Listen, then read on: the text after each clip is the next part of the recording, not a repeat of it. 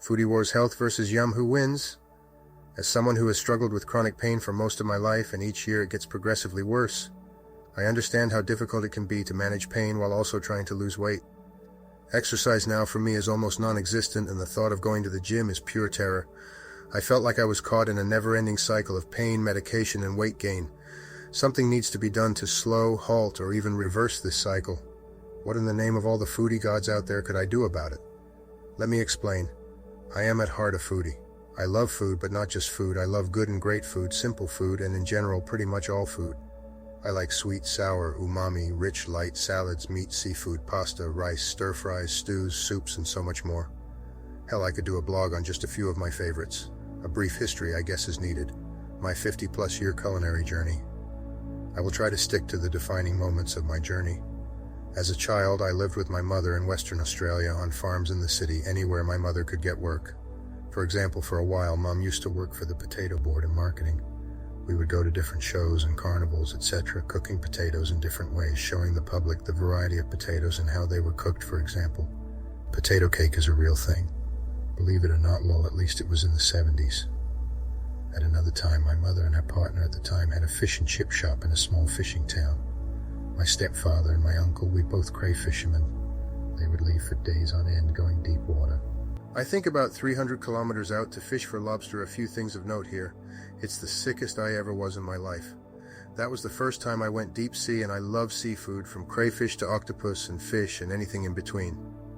One of my most fond memories of my uncle is a day that I was there getting tutoring help with my English. I really suck at spelling. My uncle made in front of me a dish with only 4 ingredients: raw crayfish, onions, and tomato thinly sliced. Then he covered the ingredients with a white vinegar for a couple of minutes, drained off the vinegar, and then served it up as it hit my mouth. I swear my tongue and brain exploded with flavors that I just didn't know were possible. The other 2 great influences of my early childhood being my grandparents in Perth and my grandfather, who lived near and later on in Busselton, Western Australia. So on one hand, I was eating stews made with a pressure cooker of meat and veg. I distinctly remember the taste of the parsnips and turnips in almost every stew, and then the taste of home-made custard and the occasional terror of boiled rhubarb with no sugar. While on the other hand, I was helping my grandfather catch and kill and butcher kangaroos on the property he lived and worked at. The thing I remember most is him teaching me that we only kill what we need to eat. I remember this so vividly, as at the time myself and my brother were very young, and I remember the lessons we learned very well. We set out before light and started checking the snares and traps for rabbits and kangaroos. We had just got 2 roos from the first 2 snares he had set, and we were off to check the 3rd. Now this is important to note. If we didn't succeed, we didn't eat, so it was so far a great day. But as we approached the 3rd main snare, we could see a big buck, as Pop called it. The only problem was it had just got caught, and at that moment it broke free and ran off into the woods. This was the first time ID heard my Pop swear, and he was going off. He told me to get the roos back to the house and to stay with my brother and wait, and he would be back. He had to catch up to the roo and free him, or the wire noose would kill him slowly, and that was not okay. Several hours later, he came back all bruised up and explained that he had to literally fight the roo to get the wire off him. But it was worth the effort, and I would have to say he was a true hero to me at this time. I can't really remember the taste of the food we ate. Sorry, Pop, you were not a great cook. All I can remember is the rabbit was dry, and man, the kangaroo was amazing. But I really remember the message. Survival is real, but only take what you need, and even though we eat them, animals are to be respected and loved. I've mentioned this, so all those who just eat vegetables or have lifestyles that shun meat, sorry, but I am a carnivore through and through. Your choices in life I respect you for, but please respect mine. Don't forget, if you are enjoying this content, please like and subscribe, and even hit that bell button for notifications. For one summer, my father deemed it okay for me to stay with him over the school holidays. I was around 10 or 11 years old at the time, so it was a big deal meeting my father, the truck driver. He had left my mother when I was 1 and had 0 contact since then, so yep, thanks Dad. I have not since then heard from him. The highlight of the trip was being in the truck with him as we made deliveries to Arnhem Land and the Aboriginal towns there, and Catherine Gorge all the way down to Alice Springs, eating at roadhouses all along the way on many trips. I remember the buffalo and crock he made me try and the steak I had at Three Ways Roadhouse in Tennant Creek. I spent time on Christmas Island with relatives who used to work for the phosphate mine and got my first taste of things like frog's legs and amazing local satay sticks. I joined the Air Force when I was 15 as an apprentice radio technician, and learned very early on in my adult life that on average the food served to me was bland, uninspiring, and just a means of survival. And if you were late for any reason and missed mess, you got nothing or at best a cold meal. So I took it upon myself to start learning to cook beyond the basics. After I left the Air Force around 1988, I worked mostly in security in nightclubs and pubs in Newcastle. After the earthquake in 1989, I was homeless for a while before I moved to Sydney. This was the home of the in thing for martial arts at the time, the Wing Chun Academy in Chinatown. I will go into depth about my history of fitness and martial arts at a later date. For now, it's enough to know the reason I moved to Sydney was to expand my knowledge in this area. So alongside working in the nightlife of Newcastle and Sydney, I was in Chinatown on a very regular basis, and I fell in love with Asian foods of all types. A nice side benefit of working in many pubs and clubs. Most I worked at had a chef or cook, and to be honest, I partook of a lot of the food and got very friendly with the kitchen. This set the tone for the next several years. Sydney, Melbourne, Fremantle, Perth, the Nullarbor, moving where the work was always staying friends with the kitchen and the local Asian community. I started to really appreciate good quality food and ate at restaurants about 90% of the time. My next culinary port of call was a small Italian restaurant named La Casetta in Perth, where I worked as a kitchen hand and spent as much time as possible learning from the head chef as much as I could, and learned the value of fresh ingredients. They even used to grow their own chilies out the back on several large bushes, and all their dishes that had chilies used these, giving them a unique flavor.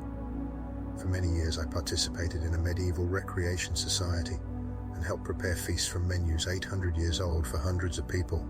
I seen the talent of ladies who make it their life's work to create such things as mead, and using things like cloves as an anchor to a dish from a recipe long since lost in time. The final and most amazing thing I discovered about food was when I visited Thailand with my girlfriend at the time. I was running a business and needed to get some new suits. I went to Thailand for the clothes and fell in love with the food.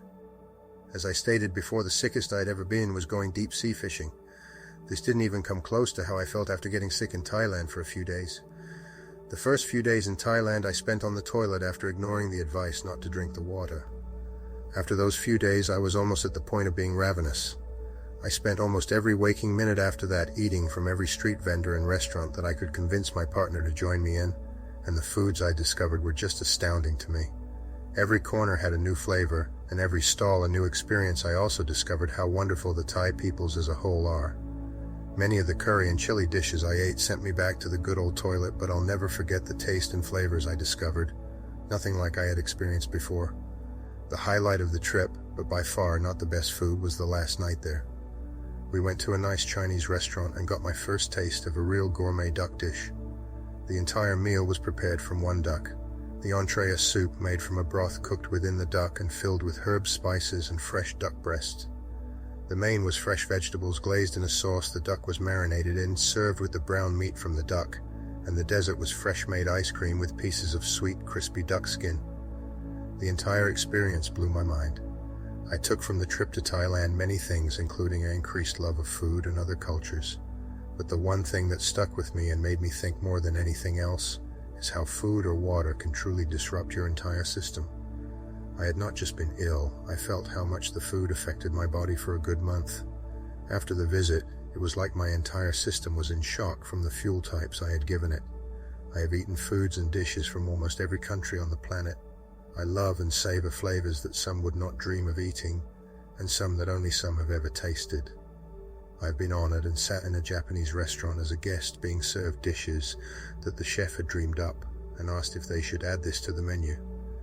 My favorite was a sashimi dish of raw scampi, served with a side of jellyfish and fresh ground wasabi.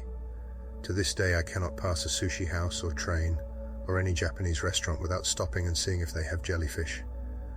As an adult, I've spent over 30 or so years reading cookbooks, watching shows like MasterChef, going to restaurants, cafes, or any sort of different food vendor I can find, and learning as much about food of almost every type, and as much as I could about nutrition and flavors.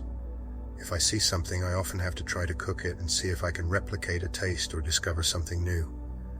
In recent years, I have to say one of my vices is definitely watching food channels on YouTube. I can't get enough of the damn things. I consider myself a pretty reasonable cook, and given the means I can come up with some pretty good dishes. My kids have even suggested on more than one occasion I should try for Master Chef, but in all honesty I can say I'm not in their league. Where I excel is in my knowledge of food ingredients, and how they affect your taste, cravings, body and mind. Oh, and let's not forget the flavors. For me, it's almost all about the yum factor. Now, something personal about my psyche that I think I should explain. I am the kind of person who has always been unable to just glance at something in passing. If I have an interest about it, I find a deep-seated need to learn everything I can about the topic, and by nature I am very skeptical of everything I am told or learn, until I can prove its worth through practical experience or such. I have for a great many years studied the ingredients in foods and how they affect you. I have watched countless diets and fads come and go and return again. Friends and family struggle with weight, alcoholism, dependence on substances. Some succeed and some fail. I have even lost family members to these things, and they are all connected. I have read many papers and studies and drawn from my own experiences and these learned peoples and many other sources my own conclusions on good dietary practices and several systems that have helped the few people I have shared them with. A good example is my partner. Over the space of a year, lost about 50 kilograms, 110 pounds, and has not put any of the weight back on. Ems showed general overall improvement of health, energy levels, happiness and her mood, and is ready to start on the next phase of her journey as I start on my own. I asked her while writing this, has she ever felt like she is on a diet or been hungry or not been able to eat foods we have craved for? And the answer after consideration was, well, actually no. Please note, I am not a doctor, dietitian, or an expert in any way, and when it comes to nutrition, I'm just a guy with a deep need to understand as much as I can about diet, food, and my health as circumstances have forced me to be. So in conclusion, I feel for me taste and flavor, in essence, the yum factor is always going to come out on top. But I can work with that, and so I will use food as the key to my physical well-being and partially for my mental health. As most exercise is denied to me now, if I can share some of that knowledge with others, then all the better. And it is my hope some will discover some flavors or experiences, as well as physical and mental health improvements and growth in your future. Hopefully this is not too rushed, as I plan to do this later, but I have a friend in America who is in need of help with her diet and health, and I needed to post this foundation before I started on the rest. I am willing to help anyone who feels they need personal one-on-one help with questions and issues, and will give my personal email address for this after I have outlined most of the information I'm sharing in the next few blogs. It is important to see the whole picture first before drowning me in questions. I have finished my blog on sugar, sugar-free alternatives, and some pretty important information on that part of the puzzle. It is available on the sigmaback.com website. I hope to see you there. I will post it to YouTube as soon as I can spare the time to do it.